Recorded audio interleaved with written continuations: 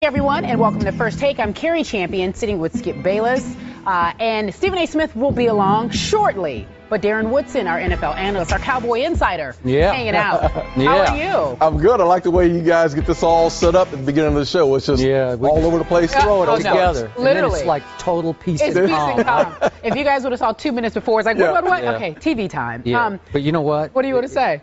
It's a pleasure today to be able to debate the Dallas Cowboys with someone who actually knows and understands the Dallas Cowboys, as opposed to somebody else. Exactly. Somebody, the guy's not here. Yeah, the guy's not here. Okay, so this guy? Yeah, that guy. The guy. Virtual Stephen A. Yeah. He'll be along shortly. Coming up on the show today, Marvin Lewis says the media makes a big deal of concussions. That is why the discussions linger a bit longer. We'll see if he has a point.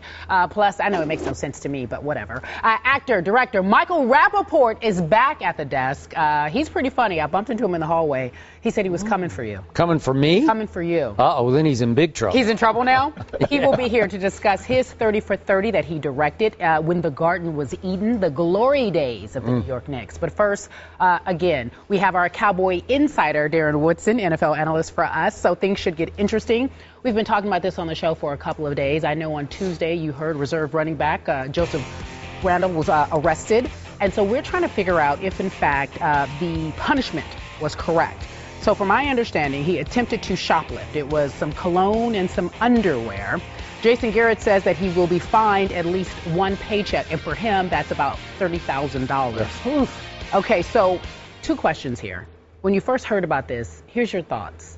Crazy? Not true. What are you thinking? I thought not true, because if you know Joseph Randle and talking to guys not only in the locker room, but just meeting Joseph Randle in person, he would be the last guy. I agree with that. That you would think would be in this type of situation. And this is not a guy that has had a background, even from his days in high school through college at Oklahoma State. He never had any off-the-field issues at all. And if you talk to the guys in the locker room, I'm talking not just the players, I'm talking equipment managers, the rest of the people that are working that building in Valley Ranch.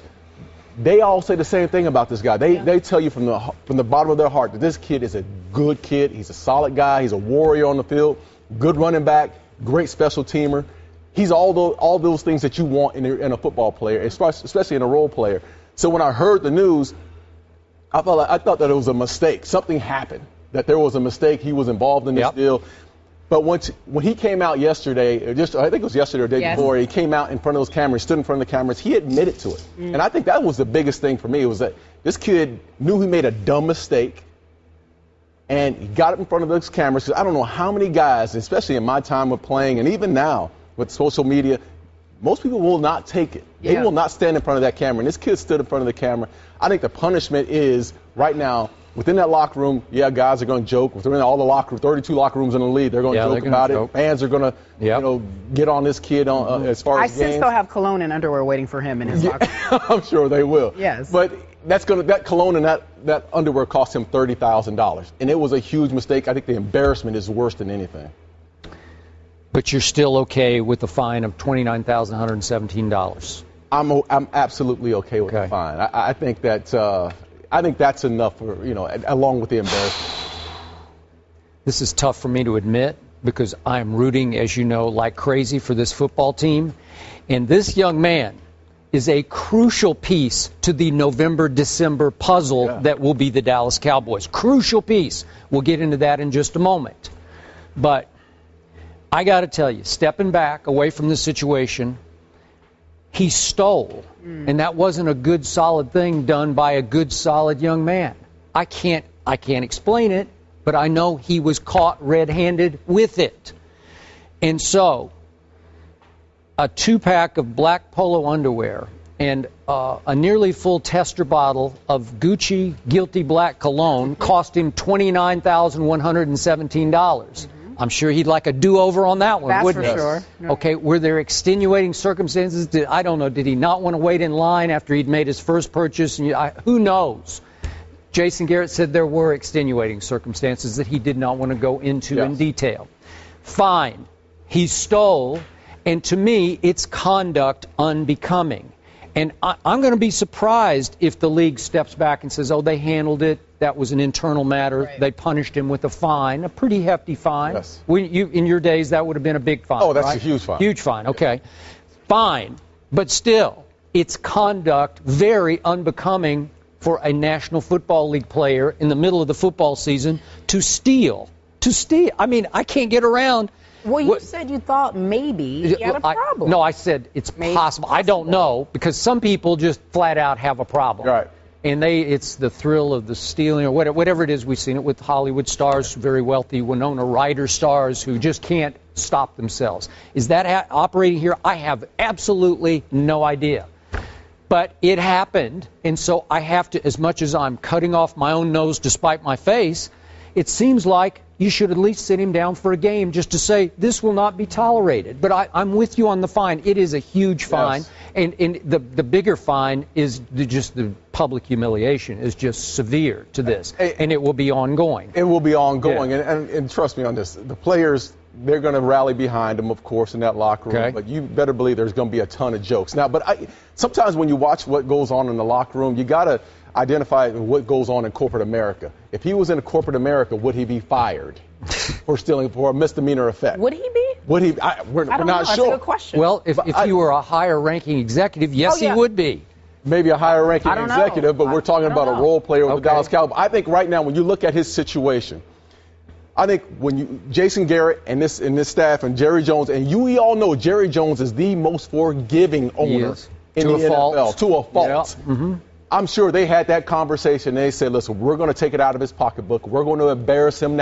He's already been embarrassed nationally. Mm-hmm. He's already been embarrassed in his locker room. We need this kid to play. We need this because we don't know where Demarco Murray and this whole situation is going. I'm sure we're going to get into that. But this kid is going to play this weekend and from this day forward. And you've been high on this kid. You said you need him. I think he's very underrated because I loved him at Oklahoma State. I didn't like him. I loved him. And again, big game after big game. When you least expected it, against Texas, I'm going back to 2012, he goes 25 times for 199, at Oklahoma 21 for 113, at Baylor 23 for 139. These are big-time games against big-time opponents within the Big 12, and he went in the 5th round because he ran a 4.640 at the Combine. Okay. Unless there are unknown character issues that I did not read or hear about, and you're hearing about none. Not one. It was simply, he goes about 205, so he's not the biggest back at 6 feet tall. But listen, that one breakaway run that he had down 10-0 at Seattle, did that not kind of change the momentum of the game when he broke free for 38 up the gut? Well, that's the way he comes in. And again, DeMarco Murray is a guy who's carrying a load, but when you bring in Randle, you're bringing in a guy who has fresh legs, not touching the ball much, who's basically playing on the special teams, and they love him. Absolutely love him on the special teams. But when he comes in the game, he brings a different element. He's a hard runner. Yep. He's not going to avoid contact, and he's a guy that looks for those extra yards. And I think the one thing they really like about this kid is his toughness. We talk about DeMarco Murray and his toughness. They don't miss a beat when they talk about toughness with this kid coming in, and that's why they're rallying around this guy. They know what he's like in the locker room and how much they need him on the football field. Well, you talk about DeMarco Murray and how much they need him. Let's talk about DeMarco. 25-plus touches a game, 130 rushing yards a game, his first 6 games. Do you think he can keep this up? I don't know if he can keep. I think they need to split some more time and some more reps with with Joseph Randle. He needs to get more touches, no doubt about it. And I'm not sure about Dunbar. I'm not sure that Dunbar needs to get his also, simply because he's a guy that can get out in open space and make big plays. And we saw that a little bit last week against the Seattle Seahawks. It seems like he catches it better than he actually runs straight forward. He is a space guy. You create a little space, he's going to make some plays for you. And he's a terrible matchup for opposing defenses.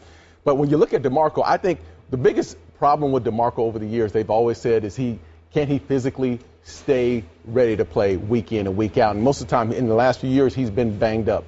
This year, he's healthy. And let's just look at the first 3 years. He hadn't carried the ball that much because of his injuries in years past. He's 26 years old right now.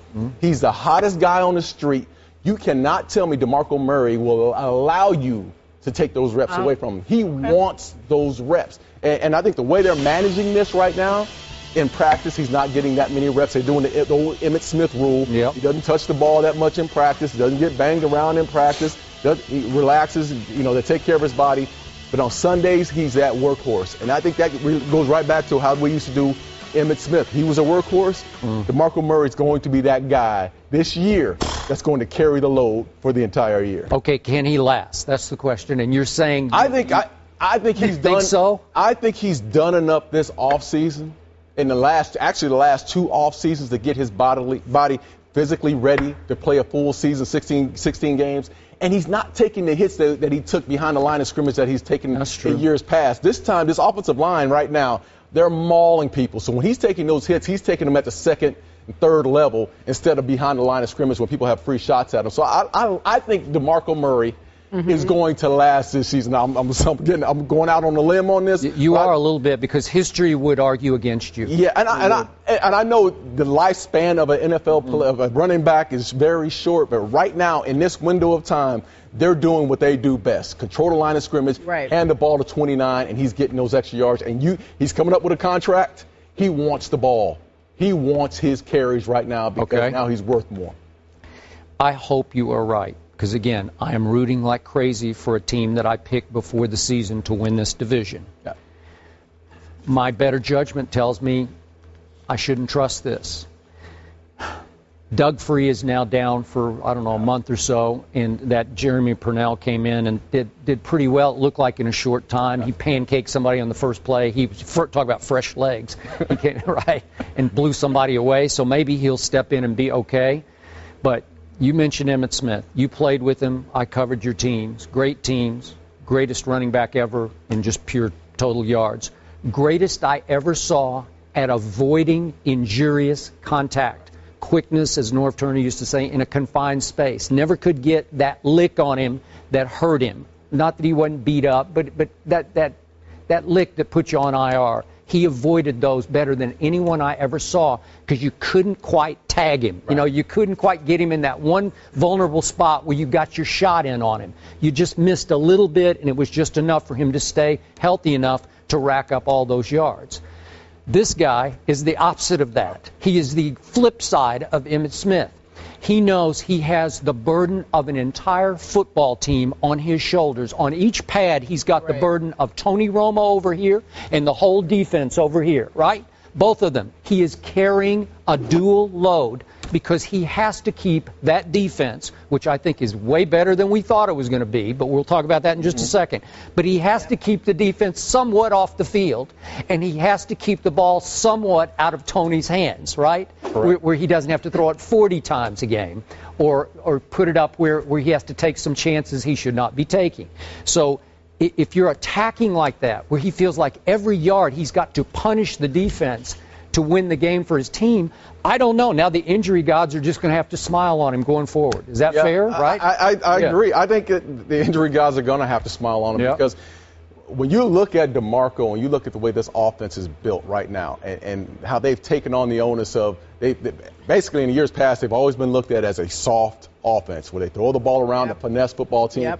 They've taken on that mentality, and I think it starts up front with that offensive line altogether. They've taken on the mentality that we're going to control the line of scrimmage. We're going to run the ball down your throat, and we don't care if there's 8 men in the box, if there's 9 men in the box, we're going to run the ball at you. And that's the mentality that DeMarco Murray has. He has that. I don't think it's about the money.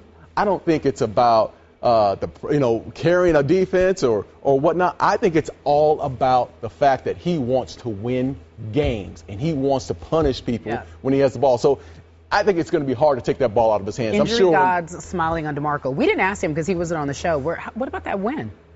Did you pick the Cowboys? Yes, I said. I'm not going to say. I'm not going to say I picked the Cowboys because I did not pick the Cowboys. Okay, good. But I love what I saw on the show with the Cowboy hat and the Tony Romo. More importantly, we'll get Stephen A to talk about that in a minute. He's like, thank you. Thank you. I know. So listen, this year, Cowboys 15th in yards allowed and 14th in defensive efficiency. Can they keep this up? You just talked about that line. Can they do it? Defensively, they're going to have to do some things to create turnovers. I think they have to find a way to create more turnovers defensively and have to create more pressure with their front four. Everyone's talking about smoke and mirrors. Hey, I think you played the way they've played in the last 5 weeks. And I know the big game, what I saw when I was really critical of them was when they gave up 157 yards to Arian Foster. You saw them get dominated up front. They did. And that was a close game. The Texans didn't get away from their game plan. They wanted to run the ball at them, and we saw that they got exposed. But when you look at what they've accomplished, and I think it starts on the offensive side of the ball, the offense is controlling the clock. The defense is on the field 12 less plays than what they were last year. So they're not getting as many reps on the field as they had in the past.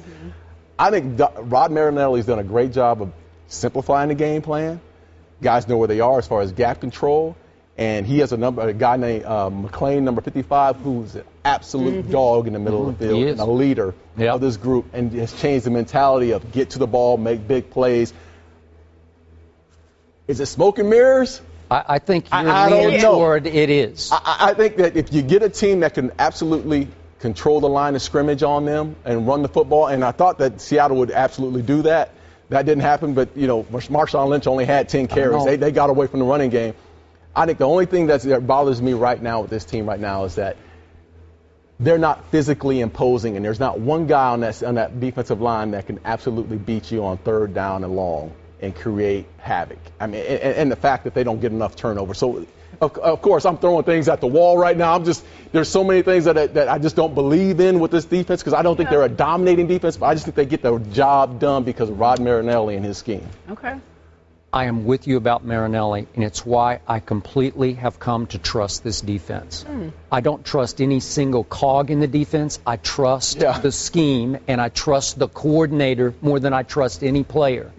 Rod Marinelli might be as great a motivator and teacher of defense as there is in the game right now. And just since I'm here, I wrote a column about this that they just now are posting on .com. And I go into way more depth about the Rod Marinelli effect and why, some deeper issues on why I picked Dallas to win this division this year. You can read it right now. But back to Marinelli. All these players are playing a little over their head right now. Every one of them. But that's his style, and that's this defense. If you look back at this scheme of defense, back to the Tampa Bay defense that won the Super Bowl, back to the great Pittsburgh Steelers defenses that you were aware of in the 70s, when Tony Dungy played under Chuck Noll and brought this scheme then on to Tampa, and Rod Marinelli, which was a coach in Tampa, it's always been the undersized defense that just played harder than you did. But it always needed, even in Pittsburgh with Franco Harris and Rocky Bleier, the running game had to complement the defense or it won't work. In Tampa, they had to have a running game to keep Derrick Brooks and company a little bit off the field where they didn't get worn down and beat up. If they have to stay on the field too long, they will get exposed. I totally agree. But you know what I do like about this defense, again? We talked about McClain, but Durant at the other linebacker position, he can play. And we're seeing, and Bruce Carter's coming back, and I think he can run around and play. He's been a guy that they've been concerned about, and along with Mo Claiborne. But Mo Claiborne being gone, but they've had this mentality over the last few years that they didn't have the will to win. They didn't want to go out there and practice. I think all that has changed with Rod Marinelli as far as pressing these guys, and then bringing in Rolando McClain. I think he doesn't get enough credit for what he brings to the table. Not only is he a good football player, great locker room presence for these young guys. Well, he was the sixth pick in the draft once upon a time. Exactly. Okay, so Cowboys 5-1. Jerry Jones doing something different? Staying out of the way? Staying out of the way, maybe that's the. I'm asking. I think Jerry's done a good job they've done a great job of drafting in the last couple of years, staying to their game plan, and you got to give Jerry credit for that. But I think a lot of that credit goes to Jason Garrett and his pride, being able to step back, bring Linehan in to call the plays, and not only that, allow Rod Marinelli to make a big-time decision and bring him Rod Marinelli and being the defensive coordinator this year, promoting him to the defensive coordinator position. I think that's been huge for this organization. So I think a lot of credit goes to both Jerry Jones and Jason Garrett. Yeah, last quick point. Sure. The schedule just sets up beautifully for Dallas. Beautifully. You have 3, I think, winnable home games. Not that they're easy, but winnable home games. Then you have Jacksonville in London, which is so you could win 4 in a row. You could. Yeah. And then you get a bye, okay, right on time. And then your 2 biggest games of the year, it shapes up in the division, are Philly at home, which is on Thanksgiving. And you know and I know, Dallas on Thanksgiving at home, pretty good. It's pretty good. And then before the maybe even bigger game at Philadelphia, they have 10 days off because they play a Thursday night game before that. Okay. Perfect. I mean, if it's ever on a silver platter, metallic silver platter, here it is. Are we going for our Thanksgiving? I don't know. I haven't First heard Take? that yet. I don't know. From Jerry's World? I'm not sure Stephen A. has that much clout around here. Actually, you're probably right. Yeah. Drinking the Kool-Aid. Yep. So, listen. Hey, you know what? Yeah, okay, you know what? Hold them accountable. I believe in this team as much as any Cowboy team since your Super Bowl team. Oh, wow. 95. That's saying something. It is. That is saying I like something. how it feels to me right now. Yeah. All right, so Deron, you're hanging around with us. I'm going to ask you a couple more questions. Hopefully we can get back into this Cowboys topic since they are the hot team right now. Skip, again, you say you trust the defense and the Cowboys. Up right now on ESPN.com, Cowboys are no accident. At Marvin Lewis's weekly press conference, the Bengals head coach was asked about linebacker Vontaze Burfict and his concussions. The exact question was this, quote, any concern for him not just as a football player, but as a human being given the number of concussions he's had? Here's Marvin Lewis's response. I coached defense and linebackers for a long time, and concussions didn't linger. Now we've found that because of the media and things, they seem to linger longer. And, there's a lot of tension played to it. I don't know why they linger longer, but I don't remember them lingering like they do now. Okay, well, NFLPA President Eric Winston responded to Lewis's comments with the following tweet. Perpetuating the idea that it's the media's fault that concussions linger just shows how far we still have to go in educating everyone. Welcome back to First Take, everyone. Kerry Champion here with crew, and there is a man in the middle. Cowboy hat. There. Stephen A. Smith. He's got his cowboy colors on. How are you?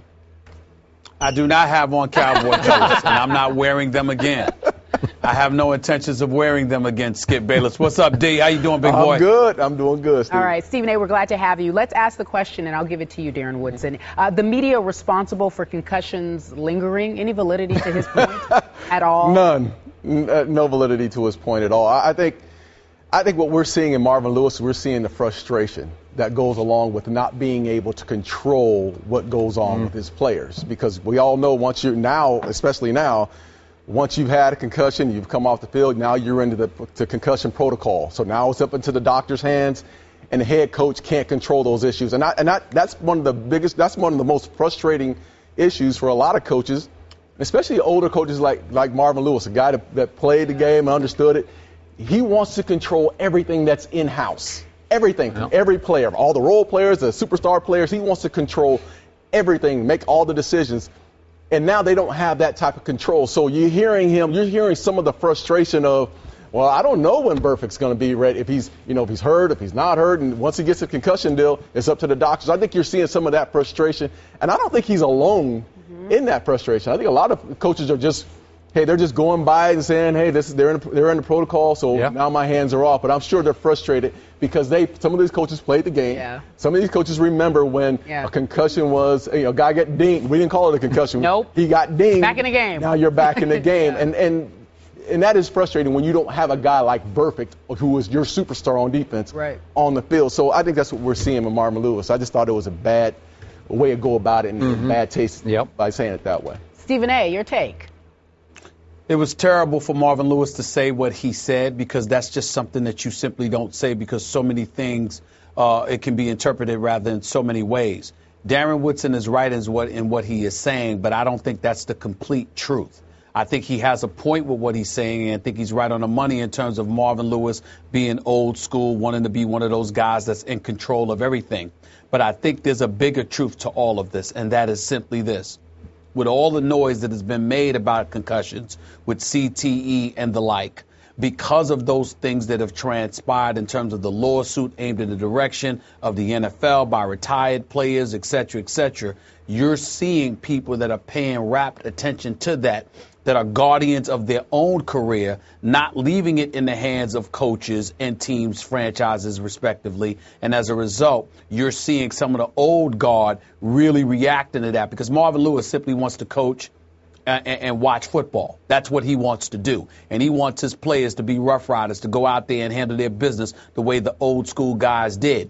And I think when he's alluding to the media and blaming the media for something, he's basically pointing to the reality that because of the attention that's been brought to the whole concussion issues, it's heightened the level of sensitivity on the part of players participating in the game today, as to the impact of concussions simply because of the education that has been provided to the players. You've got old guards suing the league. You've got guys that are still playing in the league, hinting towards having after effects of a concussion and what have you, sort of, gearing themselves up for a potential lawsuit in the eyes of some NFL personnel.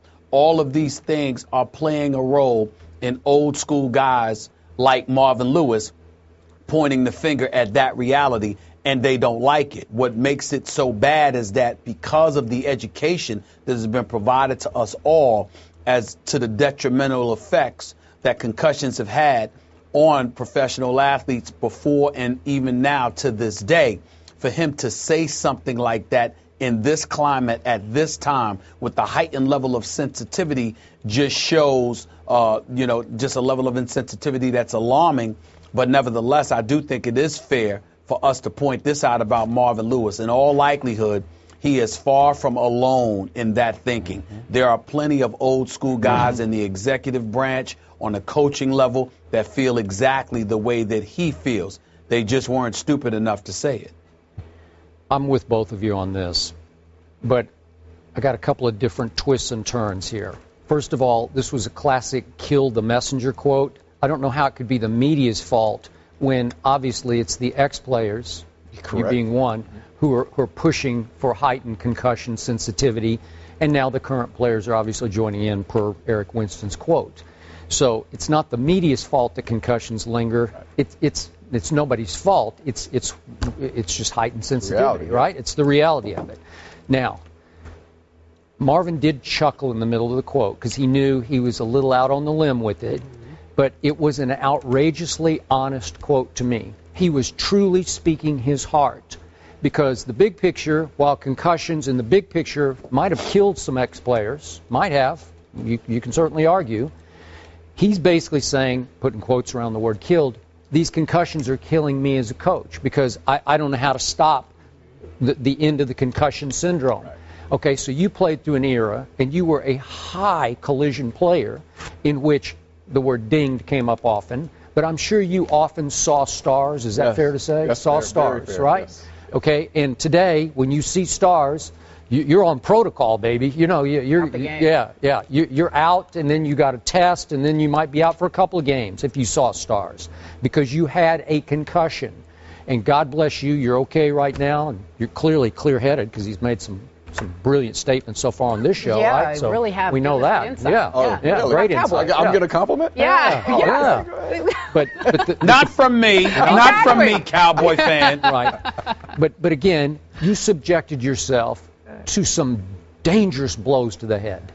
And now going forward, Marvin is saying, yeah, but it's football. And remember, he pointed out, he once coached Ray Lewis's Baltimore defense back in the day when just shake it off, man. Just play, and everybody was just shaking it off and playing, and it made the coach's job much easier because unless you broke your leg or tore your ACL, you're going to play, man, right? Exactly. And, and I'll be honest, as I'm sitting here, and I understand that the protocol, and it should be, concussion protocol should be in place because you have to take care of the players, and it's gone through the collective bargaining agreement. Players want to take care of themselves on the field. But when I watch the game, and I'm just being honest, I can't remember how many times where I've gotten dinged or maybe had a slight concussion where you couldn't tell me to come off the field.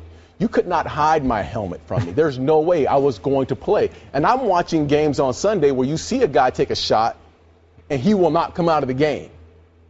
He will stand there on that side, in that huddle, try to get back in the huddle and try to continue to play because he doesn't want to get to that sideline. You're still seeing that right now because it's the warrior mentality. Should that be his right? Should that be the player's right? Yes. No, I don't think it should be. You have to save him from himself. You have to save the player from himself. So I think the protocol is in place for the right reason. They have to go through it, and the players, and the coaches are going to have to understand in the end that things have changed. It's not the old guard anymore; it's the new guard. Okay. Last quick point. Well, go ahead, Stephen A. Let's keep in mind, y'all, that whether it's big or little in terms of its significance, we can't ignore the fact that Marvin Lewis has been the coach of this franchise for 11 years. They've never won a playoff game. It's a franchise that hasn't won a playoff game in 23 years, since 1988 when they went to the Super Bowl and lost to San Francisco. The reality is very, very simple and very clear. There's a lot of pressure on these coaches, particularly that of Marvin Lewis, and sometimes you hear that coming out as well. Not just the fact that it's old school, not just the fact that it's a different mentality, not just the fact that there's a reticence towards really adopting new school ways, tendencies, beliefs, etc. It's also that old school pressure. You need to win. Yep. And when guys can't perform, you're going to see its frustration displayed in various different ways. Yep. And then, Darren, big picture. The only way I'm conflicted about this issue is that clearly when you chose to play football in high school, you're going to get hurt. Yeah. You know in your heart of hearts it's a violent game and you're going to get hurt. Not if, it's when you're going to get hurt. You're going to get beat up some way or the other. And then you chose to play at Arizona State. Right. And then you chose to play for the Dallas Cowboys, and you're going to get hurt. So in Marvin's heart of heart, he's like, well, these guys know what they're getting into. Now, again, that doesn't mean you shouldn't be protected from concussions, but Marvin's basically saying, hey, it's just what the game, it's football, right? Did you not know that when you got into it? I knew exactly what I signed up for, and I would do it all over again.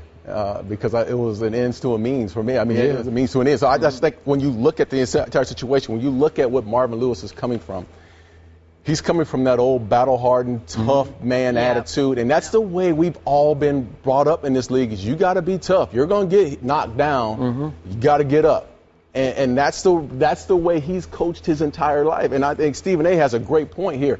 It's about wins and losses. Sure. When you lose a guy like Montez Burfict. When you lose your superstar player and he's in that protocol, he's not on the field, you're not going to be the same defense. He has to win games on a weekly basis, and we're seeing the frustration. They just lost the game to the Patriots. They just tied a game, which they at home against the Carolina Panthers. Thanks to a kicker. There's some frustration simply because his best player is in and out of the game. Darren Woodson, you speak on the fact that he's been in the league for a long time, coaching for a long time. He said football is changing. That was another comment he made after he said the media is responsible because the way you play football these days is changing. All right, let's talk about that other New England, as Skip mentioned. The Patriots, Thursday Night Football, Jets at New England. We've talked about their sticky start. New England had a hard time getting their offense together. Brady, as some would say, was struggling with his receivers. But after that win on Monday, Sunday Night Football over the Bengals, New England looks as if they have found their rhythm. But the latest, no Mayo, no Ridley, both out for the season. Our NFL analyst, Darren Woodson, still here hanging out with us. So here is the question. Can the Patriots keep it up as is? Definitely. I mean, we just look at the AFC East and what we're seeing. We've seen the Miami Dolphins. Do you believe the Miami Dolphins are going to win this division? Buffalo Bills, the New York Jets, who they're going to see today. I mean, I think when you look at this division, you look at who's the best quarterback in this division. Obviously, it's Brady and New England, and there's no one else that can even come close to comparing. So I think you're easily they're in the playoffs, no doubt about that. Are they going to be the same team without Stephen Ridley? No, they probably won't be. Without Mayo in the middle? No, they may not be. So are they one and done in the playoffs? There may be a one and done in the playoffs. I don't think they go far in the playoffs. I don't think they have enough talent to go that much further in the playoffs, especially when you're looking at Denver and what they're doing right now, what San Diego's doing. Yeah. I think they're a team in the AFC East, and the ultimate goal for every team is to win the division. I think the Patriots are going to do exactly that, win the division, and then see what happens when they get into the tournament. But right now, I don't think there's any concern right now for those two losses. We're having losing Ridley in Mayo. All right, Stephen A., as is, no Mayo, no Ridley. Your projection for the Patriots? Well, first of all, my immediate projection is that it will have no impact whatsoever on tonight's game because the Jets stink. And as a result, the New England Patriots will have their way. That's just the way that I look at it because offensively, the Jets are just a disaster. And defensively, you can only ask them to do but so much. I feel sorry for those brothers on the defensive side of the ball. Sheldon Richardson, Muhammad Wilkerson in particular. It's just a very, very sad ordeal. But as it pertains to the New England Patriots in the AFC, I would say, look, San Diego, Denver, and to some degree even the Baltimore Ravens look better than New England right now. And Indianapolis has been coming on strong because of that man, that bad boy, Andrew Luck. as opposed to that bad man Aaron Rodgers. But I'm just telling you right now, I don't count out the New England Patriots by any stretch of the imagination. Losing Mayo is devastating, but I think you're covered when you've got Revis in that secondary, considering the kind of high-quality player he can be, particularly as the season progresses. Obviously, losing Ridley does not help.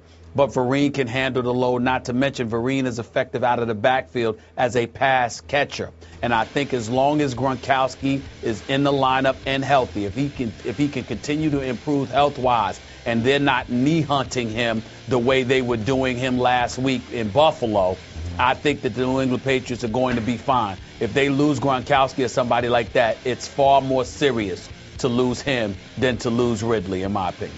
So, Stephen A. Smith, you have lost slight faith in your Patriots win the Super Bowl pick? No. No? So the Patriots still win the Super Bowl? He picked it. I didn't pick it. He picked it. I'm not changing my pick. Okay. All right. I've given up on New Orleans. Stop confusing New Orleans with New England. I'm done with the Saints. I'm done with Rob Ryan's defense. I've had it with them. They're the Aints as far as I'm concerned on defense. But the New England Patriots, I'm still holding out hope. Okay. So last year I had the Patriots win in the AFC, and I hung in all the second half of the year. No Will Fork, no Mayo. Right. And finally, no Gronk. And they wound up, as we all know, having to go play Peyton at Peyton in the Mile High, right? No good. And the defense couldn't hold up, and Tom Brady didn't hold up in that game. He stunk in that game. Yeah, I said it, Stephen A. Stephen A., he's talking bad about Tom Brady. Yeah. He stunk in that game. Miracles do happen. Yeah, miracles do happen. I'm always objective about Tom Brady, as opposed to you when you talk about the bad. Not objective about anything. There's nothing about you that's objective. Or the bad. Your middle name is subjective. Yeah. Okay. So I'm going to hang in. Dante Hightower comes back. Right. Not that he's Mayo, because he's not. This is a heart and soul player of the defense, Gerard. He's quarterback. He's leader. He's all of the above. I don't know if he's a great football player. He's a good one. Yeah. But he's a great teammate, and they are going to miss him dearly.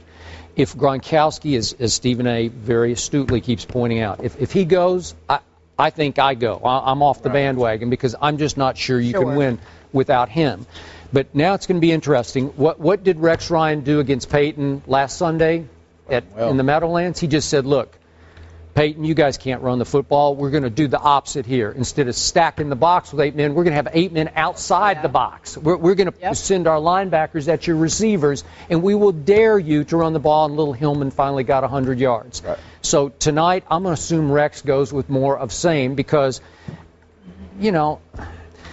Ridley he runs small to me, but he's 220, so he could make a little noise between the tackles that Shane Vereen can't make. They do have Brandon Bolden, who's a bigger kid at 220, but I don't know how good he is, and we'll start finding out probably about James White. But the defense could still be pretty good, because seriously, you've been, I'm sure, watching Mr. Revis. Oh yeah. I think he's Mr. Revis again. He's pretty close. He may not be able to move and run quite the way he used to pre-knee injury, but hey, just on guts and guile and just knowing how to do it, has he not been Revis Island? Played extremely well. Okay. Just watch last week's game. Okay, so you got that going for you, and I think Brandon Browner maybe tonight is going to start playing, because they brought him along slowly, but he's pretty good, or at least he was in Seattle. I know he's been out for a good while now, but you throw him into a secondary, it's loaded with good players. So, there's still a lot of good players on defense, but can it carry them through? If they don't have home field advantage going to I think they'll get to the championship game. Then it'll depend on whether it's home or away. I agree. Just looking at them as a whole, I think looking at the big picture, just look at the AFC East. And again, I'm going back to that, because you're always taught to win your division outright, simply put. Mm-hmm. Now, does Geno Smith actually bring fear to Bill Belichick in that defense? No, he does not. Does Tannehill? Now Tannehill has to go up to New England. Yeah. They don't bring Kyle Orton. He doesn't bring any fear. They all have to go up to Foxborough the next time around. So I think the Patriots are sitting pretty right now. They're not going to bring Mayo back. He's gone for the season. Ridley is gone for the season. But I think because of their division, they're going to have time to get better as the season goes on. They don't have to press themselves in each and every week against the AFC East. The big picture is getting in, they get in the playoffs, then anything can happen once they get in the playoffs. Yeah. Anything can happen. All right. Darren Woodson, you have to leave us, unfortunately. Yes. You have another job. Stephen A., your boy's leaving. Goodbye, Cowboy lover, man. How about him, Stephen A? You know? How about them boys? You know what? We'll see. Come talk to me in a few weeks after DeMarco Murray has another 150 carries or something. We'll see how things are going to be. We got your boys this week. We have your boys this week, right? Yeah. NYG? Well, it doesn't matter. No, He's off you're going to beat them. Oh, is he off? You're going to crush the Giants. Yeah. You're going to crush the Giants. It's not a problem. Oh, wow. You go ahead. You go ahead. We'll see Darren, what happens when y'all start throwing the football. Ooh, that's a good one. I still have Philadelphia winning the NFC East right now. All right, well, you guys agree on that. You guys agree on that. You and Stephen A. agree on that. I can't believe that. Cowboys, you guys hear that? Traitor. The NBA's 82-game regular season needs to be shortened. So says Dirk Nowitzki and LeBron James. Here's the quote. I think you don't need 82 games to determine the best 8 in each conference. That could be done a lot quicker, but I always understand that it's about money, and every missed game means missed money for both parties, for the league, for the owners, for the players. I understand all that, and that's why I don't think it's going to change anytime soon. LeBron on the issue. It's not the minutes, it's the games. The minutes doesn't mean anything. We can play 50-minute games if we had to. It's just the games. We all, as players, think it's too many games in our season. 82 games is a lot. Well, the king of it all, Michael Jordan, says as an owner and a former player, he never thought 82 games was a problem. Here's his quote. I love both of those guys, but as an owner who played the game, I loved playing. If I wasn't playing 82 games, I still would have been playing somewhere else because that's the love for the game I had. As a player, I never thought 82 games was an issue. Jordan also agreeing with the fellas that adding shorter seasons means obviously less revenue for everyone involved. Stephen A., we're picking sides. Whose side are you on this issue? I'm not on anybody's side on this one because I think both sides have incredibly great points. If you're LeBron James and you're Dirk Nowitzki, you're absolutely right in terms of the 82 games from the perspective of, there are so many games, particularly, back-to-back. Sometimes there's as much as 20, 23 back-to-back outings, and I think that's a lot to ask. At the same time, we're talking about the GOAT, the greatest of all time, and Michael Jordan, in my estimation anyway, simply pointing out that the number of games isn't an issue. And when you look at Michael Jordan and the spotlight that was placed on him and how he had to carry the sport on his proverbial back for a decade, and every single night, Skip Bayless can attest to this. This man was the greatest, not just because of his championships, not just because of his competitive fervor, not just because of his greatness, but because of the fact that he accepted the responsibility of being a preeminent global iconic star that existed in professional sports. And he never cheated you. He showed up night in, night out, and you always saw the competitiveness and the effort that's there. So I definitely want to defer to him and his level of expertise. But if I'm LeBron James and Dirk Nowitzki and these guys, because of the TV agreements that have been in place, the obligations that come with it, trying to find arenas, with concerts and everything else, and because of it being back-to-backs, I think that they have a legitimate argument there.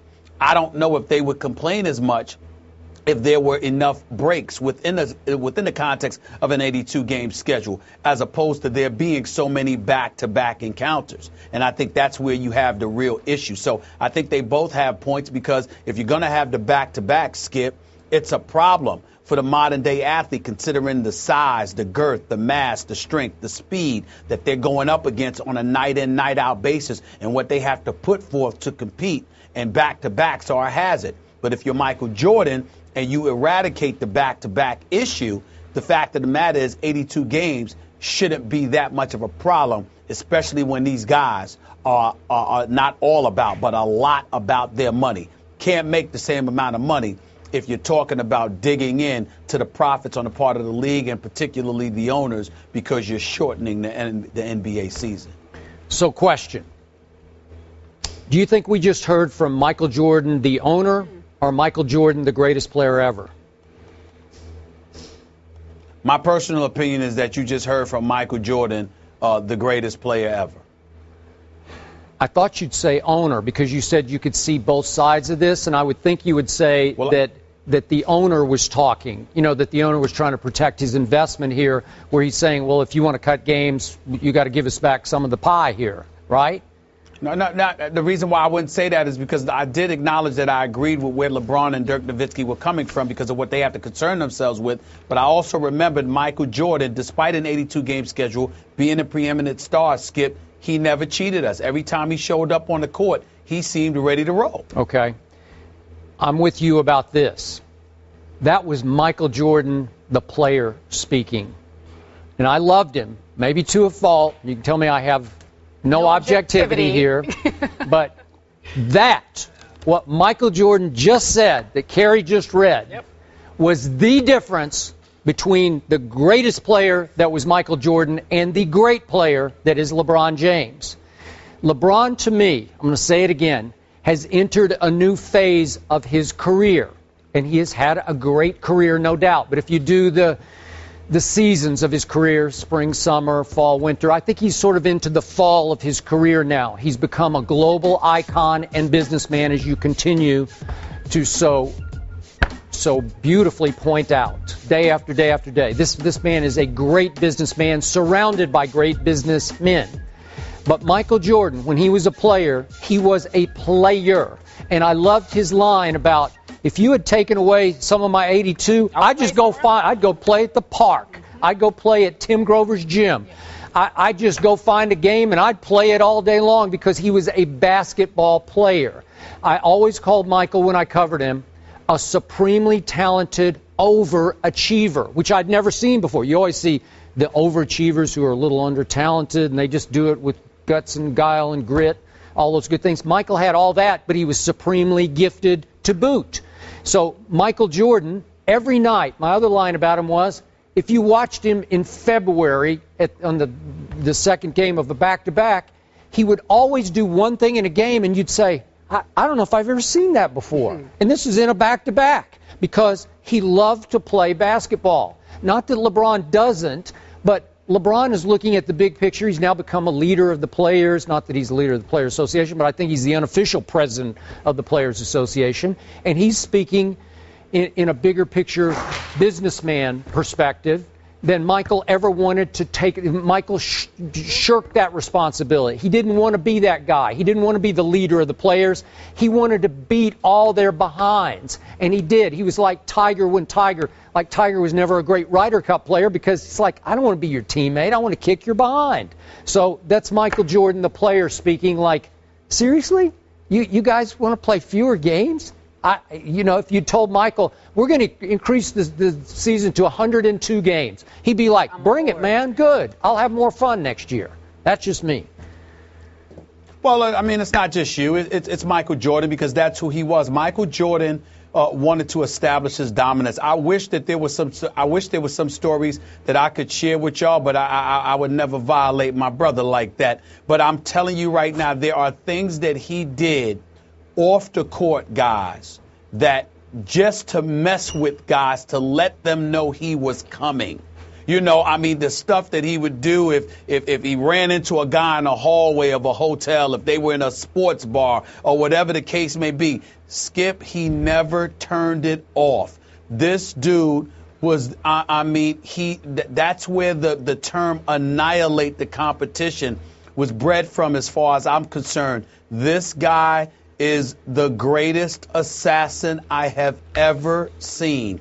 He never turned it off. There are nightmarish stories that I could tell you where Michael Jordan would do stuff just to get guys so incredibly hyped about going against them.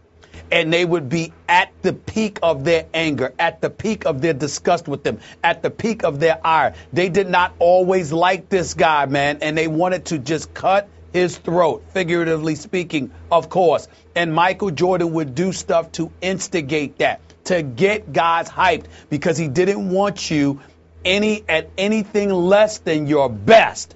And then he'd go out and drop 50 on you, Skip Bayless, and he would completely demoralize you. It's just unbelievable. That's the guy that he is. That's the guy that he's always been. And no matter how many games it took to get him to that point, he would play them.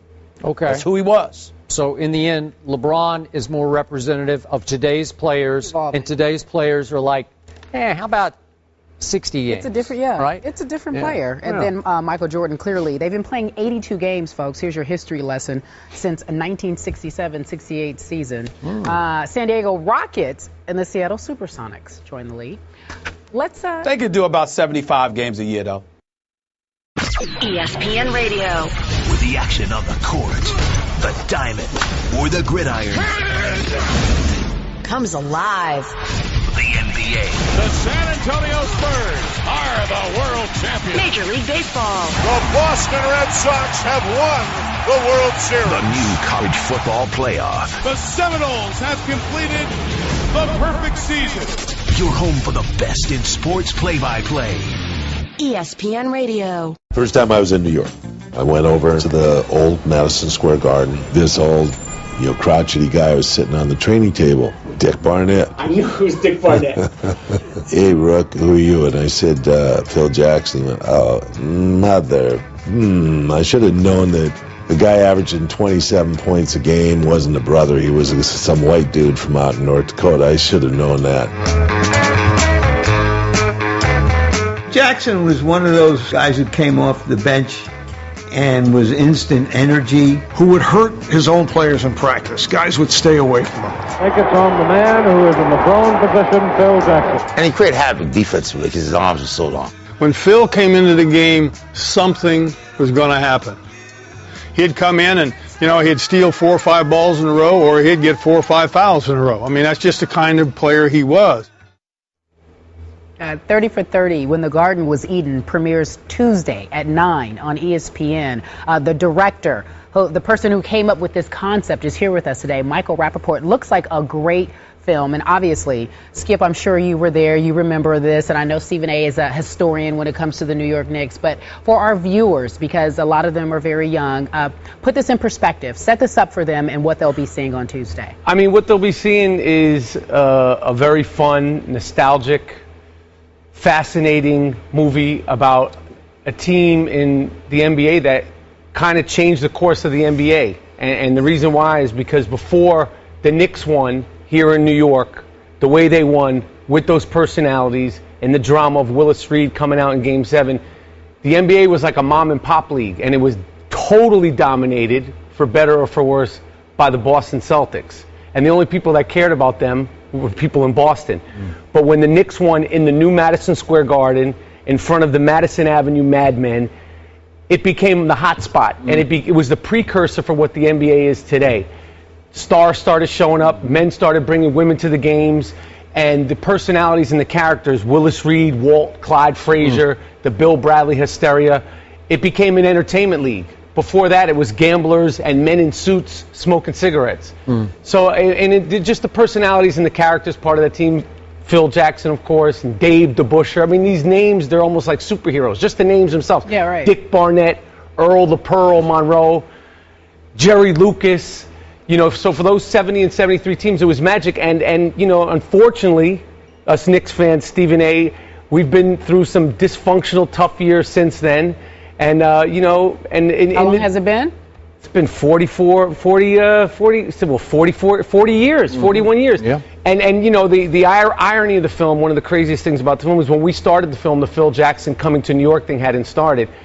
And then Phil came back right when we were finishing the movie, so we had to insert that. And it was just like a picture-perfect ending to hopefully a new phase of being a Knicks fan. Stephen A.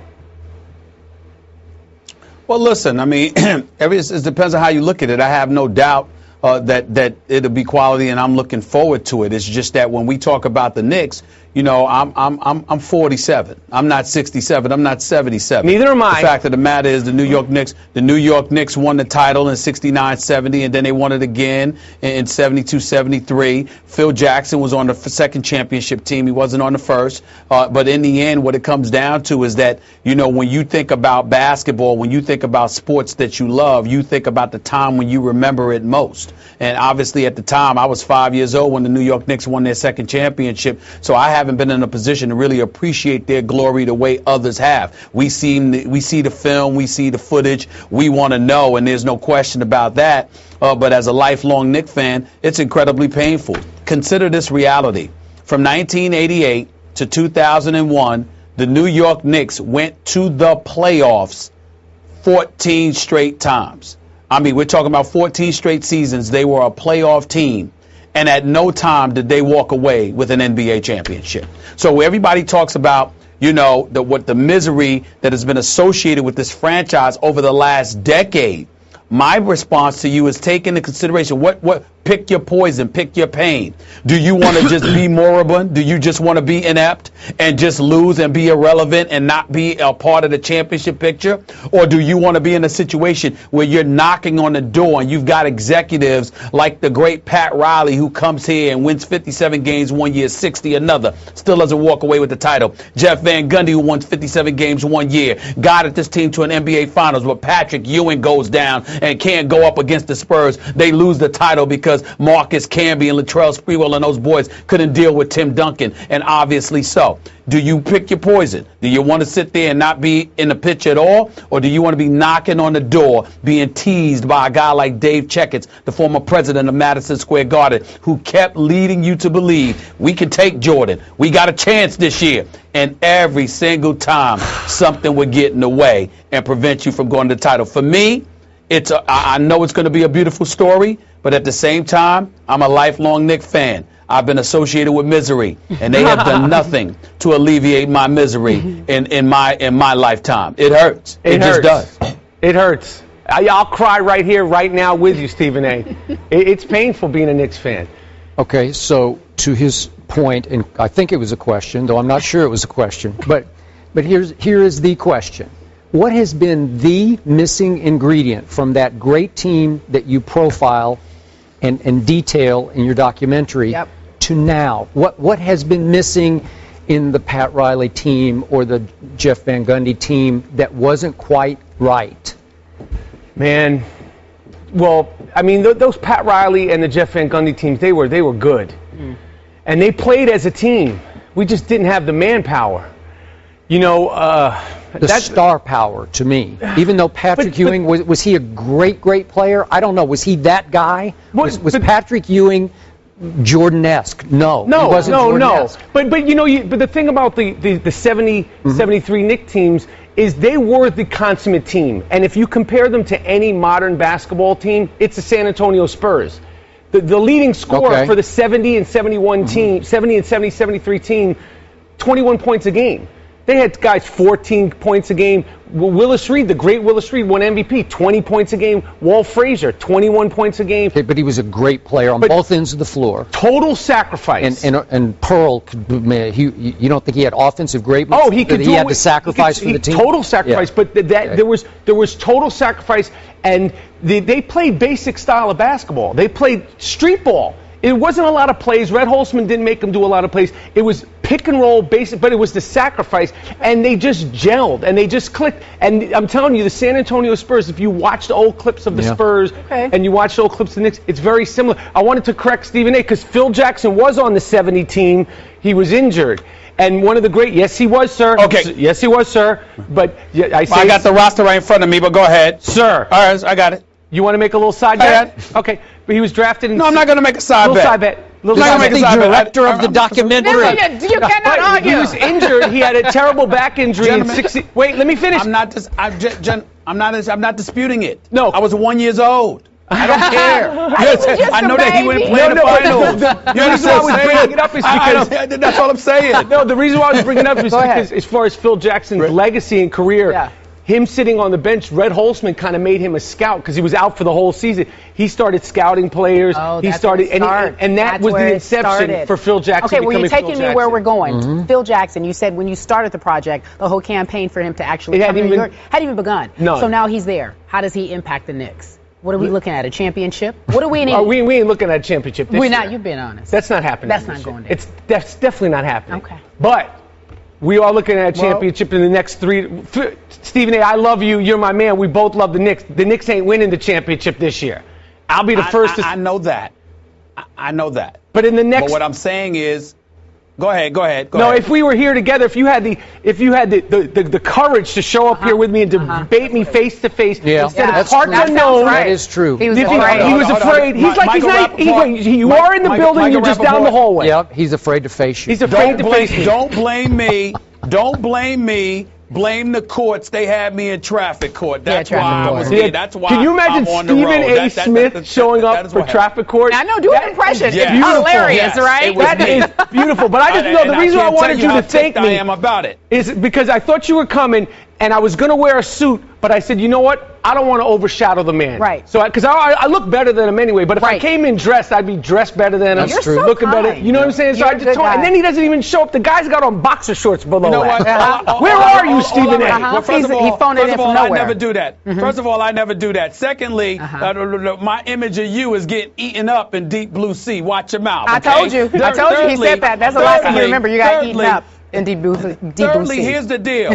Y'all talk about all of this, and we talk about Phil Jackson and championship aspirations. No way in hell the Knicks are going to sniff at a championship this year. I totally agree with Michael, but I do believe that the discipline combined with Derek Fisher's presence, and I believe in Carmelo Anthony. I do too. I do believe that the Knicks, I do believe down the road in 3 to 4 years the New York Knicks will have. But here's the question, Mike. For me, Skip, this is what I think about. What's your most painful memory? You know what it is for me with the New York Knicks? The 1993-94 season. Michael Jordan retires. That's the perfect opportunity for the New York Knicks to win it. And then, damn it, Hakeem the Dream Olajuwon stood in the way and just abused Patrick Ewing. And John Stark shoots 2 for 18 in game 7. And the New York Knicks missed their best chance at the championship. It's almost like we're cursed. It's almost like we're the Cubs. I know. And it's a shame because we are from a basketball city. New York is a basketball city. It's the Mecca. But beyond that, the way the city is built, you can walk in any borough in Manhattan, 20 to 30 blocks, and you're going to see basketball courts. It's part of the fabric of the city, and it's the city's game. And the fact that we haven't won, most painful, Charles Smith. What's going on, Charles Smith? Yes. You used to dunk it. What are you doing? Pump fake. Okay, so block. You're ready. You're ready here. You're going now already. You see me like I'm freaking out. Okay. Like, you know. Charles Smith, too nice a guy. I don't know what that play. I don't know where his head was at. I don't know. All right. And you know what? Another painful memory. Bernard King going down. Don't get me started. That was the beginning of the end. We'll have to put a plug in it right here because we need to get a quick commercial break in. You're sticking around. We're going to talk about LeBron James when we come back. Yeah. We haven't heard from you since. I'll take off my shirt to talk about that. Oh, I'll get crazy. Really? Oh yeah, I might just do it with shirtless. Okay. Oh. Well, I don't know if we can do that. No, I can do it. I'll do it. I'll do it. Sure. I might do it. Do you want to see him shirtless? No. Okay. I get hot. Me, on the other hand. Don't do that. Good morning, everyone. Welcome back to First Take. Carrie Champion here. Skip Bayless, Stephen A. Smith, our special guest, actor-director Michael Rappaport. Last time you were here, LeBron James had not made a decision as to where he would be going. He was still in Miami. Yes. You had very strong thoughts on him being in Miami. So we want to get your take on LeBron James going back home. Cavs are projected to win at least 59 games this season. Goodness. That's a conference high for them. Your take on everything that happened. All right. Well, first of all, he's the best player in the league. If I played fantasy basketball and I had a first pick, I would pick LeBron James. So I say this with all due respect. I don't like the leaving, the coming, the going. If I was him, after his team got dismantled, fully taken apart by the San Antonio Spurs. You realize it was a record margin of victory in the finals. Destroyed them. Annihilated the Miami Heatles, the Beatles, whatever they call themselves, the big three. Not 6, not 7, not 8, not 9. Annihilated them. While I was still sweating, I would have said, we're coming back next year for one more run. You don't just leave and abandon ship and then get the band of merry men to start up again. You don't do that. You created this monster that was called the Miami Heatles. Now you got to finish it up. Yep. They were 2 for 4, right? That ain't. Who cares? You got to finish it up, and you don't go out like that, getting destroyed by the San Antonio Spurs. That being said, he's the best player in the league. I just like some of his antics, the shortened season, the whole thing, and he's the ringleader, the Pied Piper. I'm not with all that. I don't like all that. I like it's got to be a little bit rougher. So, I love what you just said. Thank you. The Cavaliers are going to be an immediate problem, though. But if I had my best friends and I could pull in this guy, well, not my best friend, all of a sudden Kevin Love is going to be his best friend. Kyrie Irving is going to be his best friend. He's going to put them together. They're going to be a major problem right out the bat. Right. But, anybody could do that. Anybody could orchestrate that kind of thing. But I think what he's doing. Are you finished? Are you no, finished? He's just getting started. Are you finished, Skip Rappaport? Yeah. Skip Rappaport. Let me ask you a question. Please, stop it. Did you pay your parking ticket? Okay. I don't want to see. They'll give you 30 days if you don't pay that parking ticket, that traffic ticket. I'm just worried about you. It's not the parking ticket. It was a speeding ticket of 45 and a 35, and I'm in court. Don't get me started. I'm really in no mood today. Don't mess with me today, Michael. I'm really just if it was Johnny Football, I got a 45 and a 35. It's ridiculous. Yeah. Okay, a 45 and a 35. I ain't gonna call it what kind of driving it was. I'm gonna leave it alone. I'm on national television, but you know what I'm saying. It's bogus. But let's go. Let's move beyond that. Let's move beyond that. Let's move beyond that. The judge might be watching. Yeah, here's the heat. Don't get me started. Okay, go on. Let me say this. Here's what makes me sick about what you just said, Michael, and what Skip read. I totally agree with you if LeBron goes anywhere else. But look, when you leave home and you go someplace else, sometimes a lot of people are like, damn, I really miss home. I really miss what it feels like. And what I'm saying to you is this. 4 years. He signed a 4-year contract. He honored his agreement. He didn't sign a 7-year deal and skip out. He signed a 4-year deal. They knew from day one. Don't put your hand up. I'm not finished. When he sat up there and he signed a 4-year deal, they always knew it was possible that he may elect to leave. He goes anywhere else. I totally agree with you. The man decided to go home to his habitat, to his comfort zone. Go ahead. Okay. I'm good with that. Skip, where are you from? Where are you from? Oklahoma City. Where are you from? Pasadena, California. Who gets to choose where they work? Oh, okay. Go home. He does. Who gets $100 million and then you get to go home? I'm from New York. I live in LA most of the time. You're out in Connecticut, ESPN. You don't get to choose to go home. Michael Jordan is from North Carolina. He took over a city. He made the city his own. Kobe Bryant is from Italy. He's like, who gets to choose? Larry Bird is Philadelphia. Yeah, no, but I'm saying he wanted to go home. When you want to go home? I want to go home. What does that mean? You want to go home? You're a basketball player. You're there 8 months out of the year. Can I ask you a question? What? Can I ask you a question? What? Are we not on this show right now talking about your 30-30 documentary? Is that correct? Yes. Is it? Who is it on? The New York Knicks. Is it on the Lakers? No, it's the Knicks. It's on the New York Knicks. So in other words, you sat there and the opportunity presented itself for you to be home, to talk about your hometown team, and you jumped at it. LeBron has the luxury of being great enough to choose to go home, and that's what he did. Come on. And that's what he did. What's the problem? That's not a good point. And I love you, Stephen A. You know what the problem is? Stephen A. is so mad because I had to cut him out of the movie. Yeah, okay. And you know what happened was I shot him. Cut him out of the movie? So mad. You know why I cut him out? He got scared in front of the bright lights. Oh, he talks about the bright lights. He was in front of me, and he just got freaked out. No, Stephen A., are you mad he cut you out? No, of course not. I actually. First of all, I never care about that stuff. I will admit, as great as I expect it to be, it would have been better with me in it. But that's a different story for another day. In the end, what it comes down to is this. Bottom line is, anybody, if you had the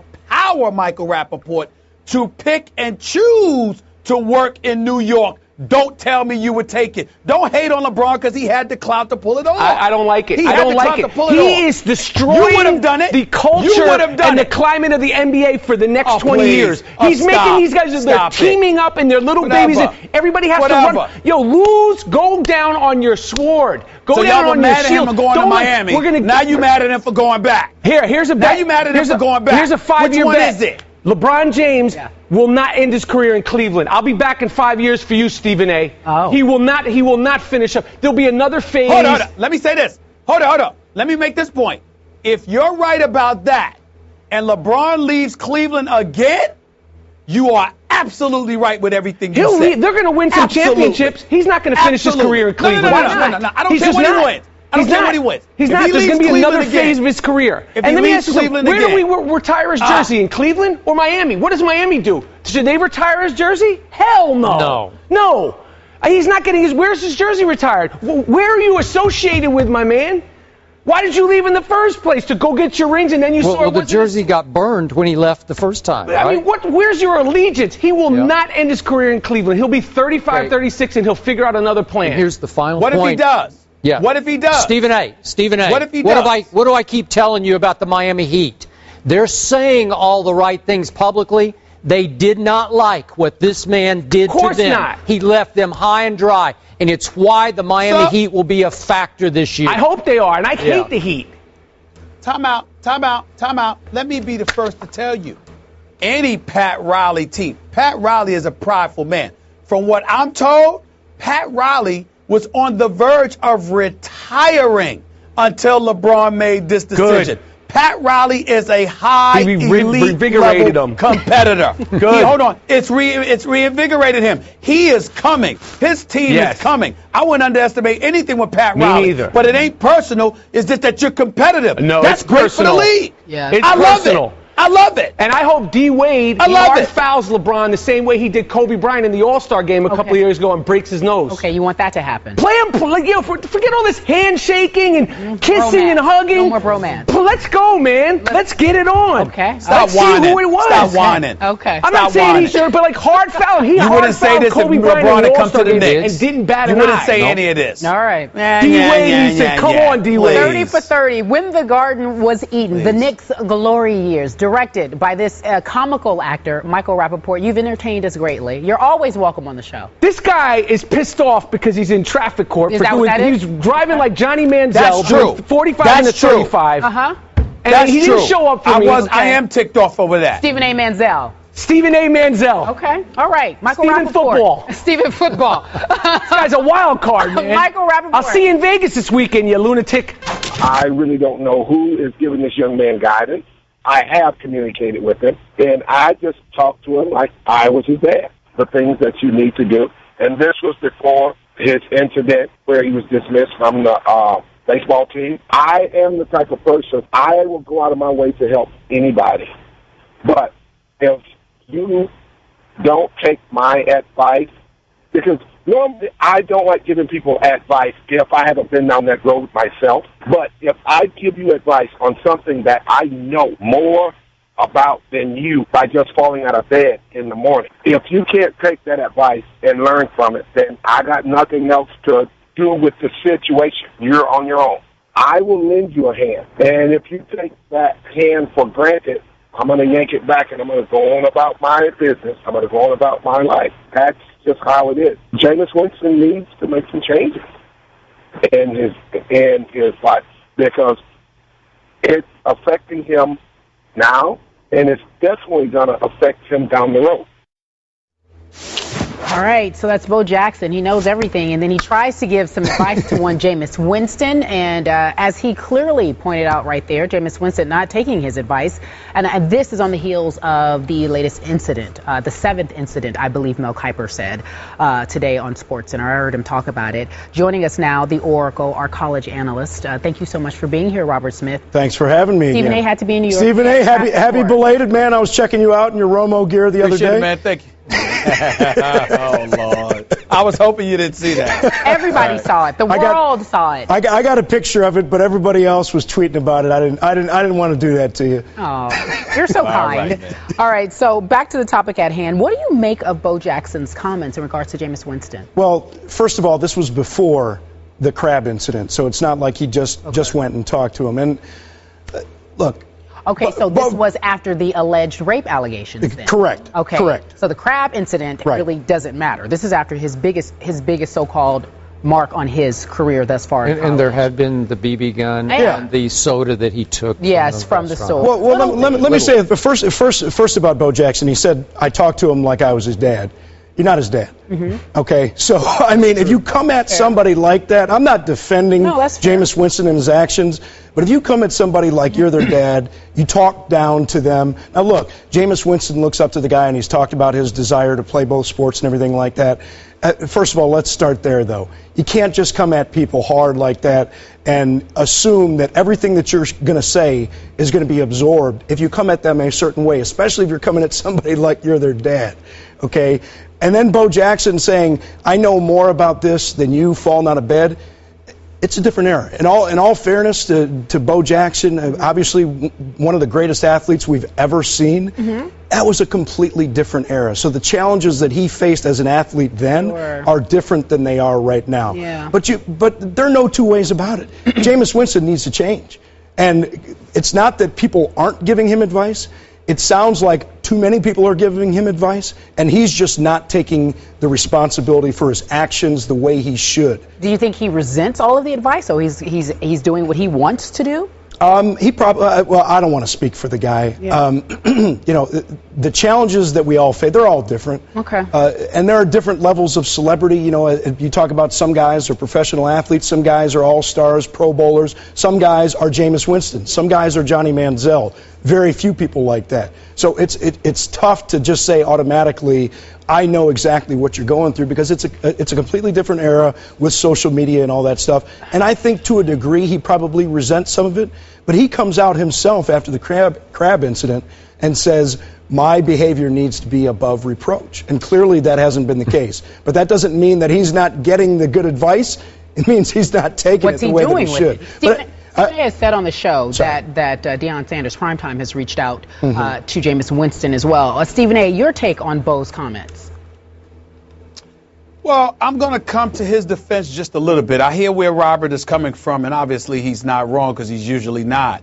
But here's the deal. I think that when you heard Bo Jackson speak, first of all, certain folks have better oratorical skills than others. So Bo Jackson may not have said it right or expressed his sentiments right when he was talking to Jim Rome, but I find it hard to believe that he approached Jameis Winston that way. He might have been talking to Jim Rome, Robert, in the aftermath of having a conversation with Jameis Winston and feeling ignored and shoved aside and summarily dismissed. And maybe because of that, the tenor that he gave to Jim Rome may not have been exactly how he approached Jameis Winston. That's just speculation on my part, because I've spoken to, Bo Jackson on several occasions in the past. A matter of fact, we were at a McDonald's All-American event just a few months ago together. So it didn't strike me that way. But I will say this.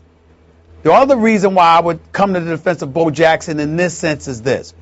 What Kerry alluded to on my radio show on Mad Dog Sports Radio, I had primetime Deion Sanders on there. And he talked about how people come at me on Twitter and other places and say, why don't y'all reach out to Jameis Winston? Why don't y'all talk to him? And then Deion followed up by saying, don't you think we have? Don't you think I have? Don't you think Derek Brooks has? Don't you think Warwick Dunn and other great players that have played at Florida State have? We've all tried to talk to him. Bo Jackson's a Heisman Trophy winner, 1985. He's certainly somebody that obviously had a conduit to Jameis Winston, at least momentarily. It seems like everywhere you turn, people sound a bit exasperated when they've conveyed that they've tried to communicate with Jameis Winston and it doesn't seem to be getting them anywhere. The level of frustration that I heard from Bo Jackson, even though his words were somewhat piercing, and I certainly wouldn't have listened to him if I was Jameis Winston and he came at me like that, Robert, Skip, in the same breath, I say to you that other people who didn't sound that way expressed the same level of frustration and, dare I say, exasperation when it comes to communicating, their communication rather, with Jameis Winston, because they feel like he's somebody that can't be reached. And then when you hear Deion, primetime, highlight the fact that this kid comes from a two-parent home, that he knows right from wrong, that he's been educated and he knows better, but you can't make a young man do what he doesn't want to do, that basically epitomizes or really highlights their level of frustration, because they're not saying he doesn't know better. They're saying he does, but is defiant, and is defiant probably not just towards authoritative figures, but towards influential figures that don't seem to have the ability to influence him. And when they say that, then that tells me there's more of a problem with him than it is with the messengers coming at him. Okay, back to Robert Smith. Some people might not know you were a great college football player, and I mean a great player at The Ohio State University. Yes, it wasn't The Ohio State until '94, actually. Fine, but okay, at Ohio State University. You were still great. And you were a first-round draft choice of the Minnesota Vikings, and you were a very good professional football player as a running back. Yes, he was. But I will bet you that as you walk these halls or meet kids in your line of work, some kids just don't even know what you did, right? Because today's kids are just kind of into what's going on at this moment, right? Mm-hmm. So the fact that Bo, the great Bo Jackson, is from just down the road from where Jameis is from in Alabama might not mean a thing to Jameis Winston. He might vaguely know who Bo is, but to your original point, he might look at him like, who the heck are you to talk to me like that, old man, right? Well, might he be? Do you get that sometimes? I can definitely see how that would happen, because remember what Bo said too to Jim is like, I can't repeat what I said, but if I said it to you, it'd probably singe the hair in your ears. The hair in your ears. And combine that with talking to him like you're his dad. Okay. I mean, all right. So listen, here's another human being that I have high regard for, other than you, is Derek Brooks. Used to be on our show here. I keep in touch with him. I know for a fact, because I've communicated with Derek about this, he did sit down with Jameis last spring. Well, if I wanted to seek advice from one man who played the game I want to play, it would be that man, Derek Brooks, the great Derek Brooks. And that didn't hit home? Well, if Derek Brooks can't get through, I think Bo Jackson's got no shot. I think Deion's got no shot. So it's just up to this young man and his parents to figure this out. Listen to what you're saying. Deion Sanders, Derek Brooks, Bo Jackson. You're saying it might be too much advice. Listen to people would love to have advice from these people. I'm sure people would love to have the advice from those people. But let's think of what we're doing. And please don't think that I'm trying to defend Jameis Winston. But I'm looking at the way that we cover this. And, of course, this is what we do, okay? This is what we have to do. This is what we get paid to do. But when we look at these incidents, we're looking now at this autograph incident that could have occurred a year ago, okay? And we're lumping all of these things together, and we're trying to make a case for a guy.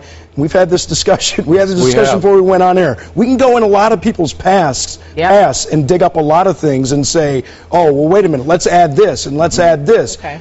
And if you take it from Jameis's point of view, first of all, with the sexual assault allegation, he claims and he believes in his heart that he did nothing wrong.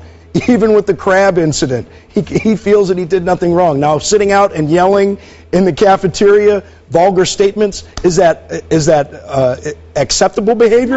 No, but absolutely. So that's what I'm saying about it. I think we have made more of it than it really is. Stephen A. Well, to me, I disagree with that, Robert, and here's why.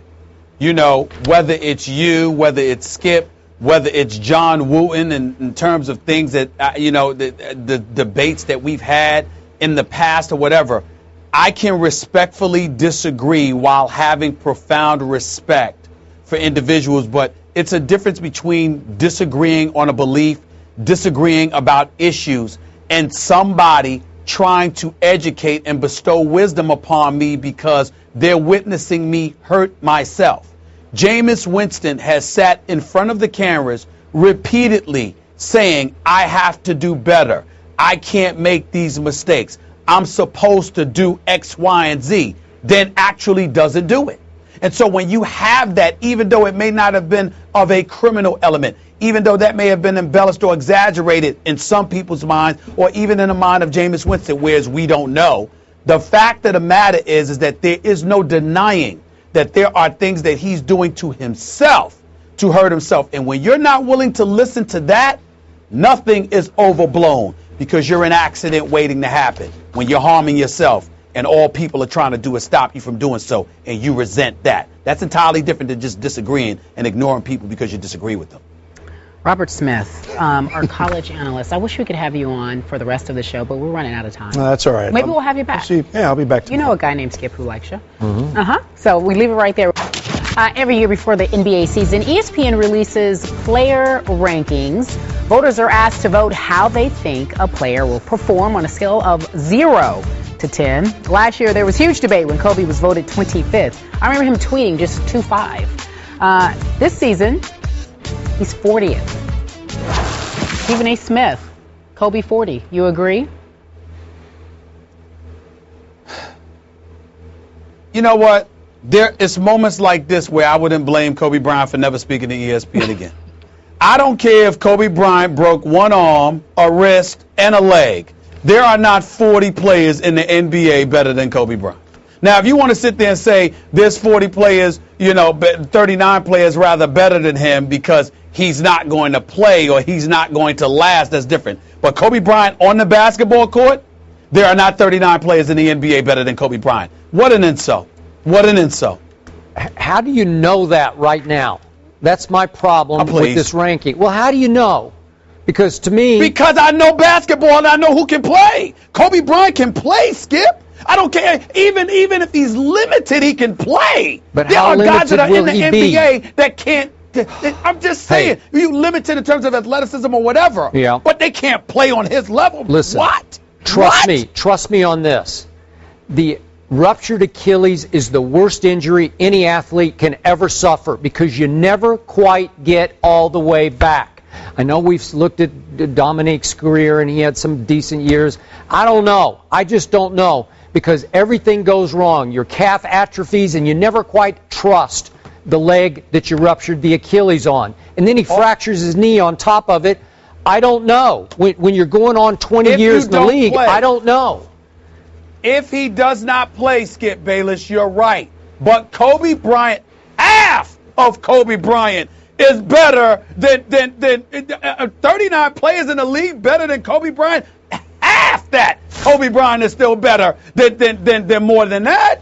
I mean, are you kidding me? Kareem Abdul-Jabbar was old Kareem Abdul-Jabbar was old and slow as a snail and still had the sky hook and was still one of the best big guys in the game. 2 inches tall or whatever he was. And he had he had the most unstoppable move. Okay, Tim Duncan's like 48 years old now, and he's still one of the best players in the league, and that's okay with me. And still. Okay, because of Kobe's injuries, I think this ranking is saying that he's in the show me state, and I don't mean Missouri. I mean show me, show you, show Carrie exactly who you are, because you could rise quickly in the rankings if you simply show us that you can become mostly Kobe or 80% of Kobe or maybe 64% of Kobe, because we can't be sure at this point after the injuries you have been through. I would have blamed Kobe if he sat there and didn't want to talk to me. Just because of my affiliation with this bogus poll. It's ridiculous. Well, Kobe Bryant, yeah, but 40th? 40th? This could be blasphemous. This could be the greatest thing that ever happened to Kobe Bryant, because you think 2.5 was motivation. You're right. 4.0. 4.0 was motivation. Which he's about 40. He's 40. He's almost 40. And they're saying he is 40. Kobe, you don't even have to talk to me. Kobe, you don't even have to talk to me. Yeah. Just walk the other way. I don't even blame him. I don't even blame him. What? This is What are you disgraceful. saying? This is Why? motivation. Why? This is Why? all motivation It's for the Black embarrassing. Mamba. All motivation. Please. All right, going. for Skip Y'all Bayless bye. and Stephen A. I'm Smith, done. I'm done Terry today. Champion. Bye. He's done. He's leaving. He's like leaving. He's leaving the virtual screen already. Kobe, don't be mad at us.